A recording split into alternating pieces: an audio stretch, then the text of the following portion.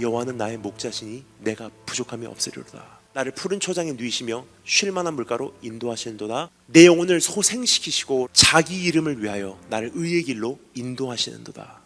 여기서 어떠한 기도가 응답되고 어떠한 기도가 거절되는지 그 기준이 기록이 돼 있어요. 자기 이름을 위하여 나를 의의 길로 인도하신도다.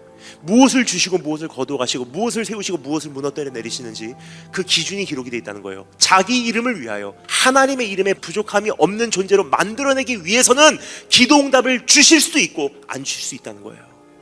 여러분, 우리가 구하는 것이 다 하나님의 뜻이라고 생각을 하십니까? 아마 평생을 구한 것 중에 0.1%도 사실은 하나님의 뜻대로 구한 게 얼마나 있을까 하는 생각을 해보게 됩니다. 심지어 내가 한다는 선교마저도 선교사로서 시간이 지나면 지날수록 정말 다시 한번 생각을 하게 돼요. 저에게는 주변에 제자들이 있습니다. 지난 11년 동안 지금 하는 예수세대 운동 JGM이라는 사역을 함께 해온 그런 제자들이에요. 처음에는 젊은 친구들이었습니다.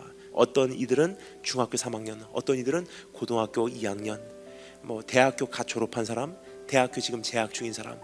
근데 어느 사이에 이 청년들과 한 걸음 한 걸음 걸어왔던 이 시절이요, 벌써 11년이라는 시간이 지나고 지금은 그들은 다 저를 추월했습니다. 다 결혼했고요, 자녀가 생겼어요.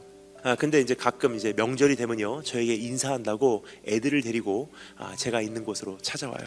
근데 제 제자 한 명이요, 저에게 인사한다고 설날 찾아왔어요.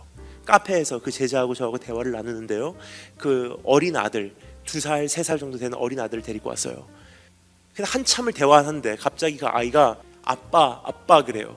아빠가 뭐 이든아 그래. 아이 이름이 이든이에요. 이든. 그러니까 말을 잘 못하는 아직 2살 3살 된 남자 아이입니다. 그 아이가 몇 마디 할 수 있어요. 근데 몇 마디 중에서 이 단어를 참 잘하더라고요. 반창고 달래요. 아빠가 금방 알아듣고요, 가방에서 데일밴드 한 상자를 꺼내주더라고요. 이든이가 데일밴드 한 상자를 가지고 개봉을 하더니 반창고를 띄어서 막 얼굴에다 붙이기 시작하는 거예요. 띄어서 붙이고. 저는 그 아이를 심각한 표정으로 보면서 얘가 기도가 필요하구나 생각을 했어요. 근데 다 붙이고 나니까 아빠 얼굴을 가만히 보고 있어요. 반창고 더덕더덕 붙인 얼굴로. 근데 그 아빠가 이든이를 딱 보면서 금방 알아듣습니다. 벌떡 자리에서 일어나서 손등으로요, 이든이 이마를 만져봐요. 그러더니 얘기합니다. 열이 있네. 병원을 데리고 갑니다. 폐렴이에요. 이든이는요, 자기가 온전치 못한다는 건 알고 있어요. 어디가 아프다는 건 알고 있어요. 어디 이상이 생긴 것은 감지했어요. 근데 중요한 것은요, 진단하는 능력이 없습니다.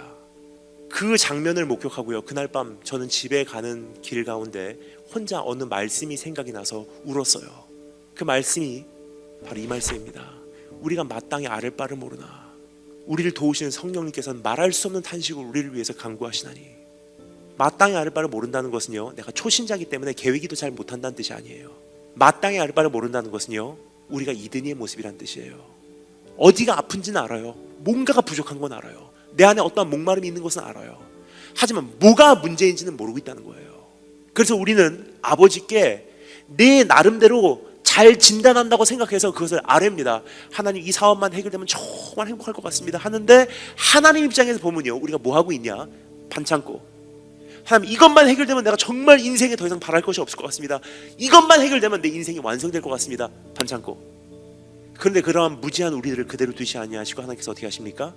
자기 이름을 위하여 나를 의의 길로 인도하신도다. 무슨 뜻이냐면요, 성령님께서 우리의 기도를 말할 수 없는 탄식으로 도우신대요.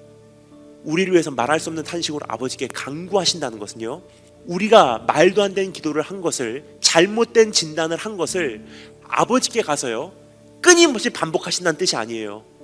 이 사업을 허락하여 주시옵소서 그러면요, 성령님께서 그래 전해드릴게 하고 가서 아버지께 가서 아버지 사업 좀 성공시켜달라고 하잖아요. 사업. 말할 수 없는 탄식으로 중복적으로 이야기한다는 뜻이 아니에요. 나를 도우시는 성령님께서 아버지께 간구하신다는 것은요, 중재자 역할을 하신다는 뜻입니다. 로마서 8장 말씀 그 전에 나온 내용이요, 어떠한 내용이죠? The future glory, 장래의 영광에 대한 내용이 쭉 기록이 되어 있어요.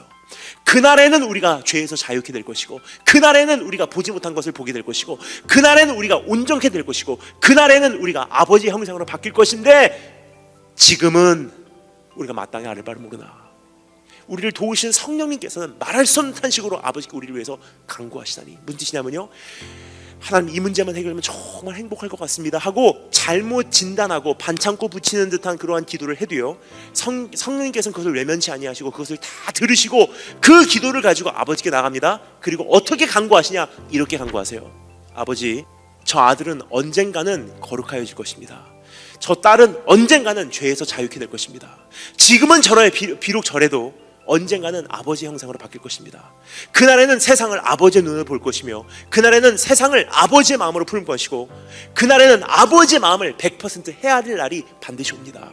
그날에는 죄의 멍에를 다 벗어버릴 것이고 영화로운 아버지의 모습을 잊게 될 것입니다.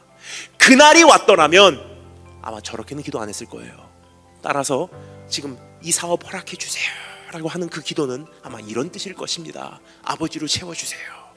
그럼 하나님께서 그 기도를 들으시고 오케이, 우리의 입장에서는요 여전히 기도 응답 안 됐습니다. 하지만 하나님 입장에서는요 응답 다 하셨어요.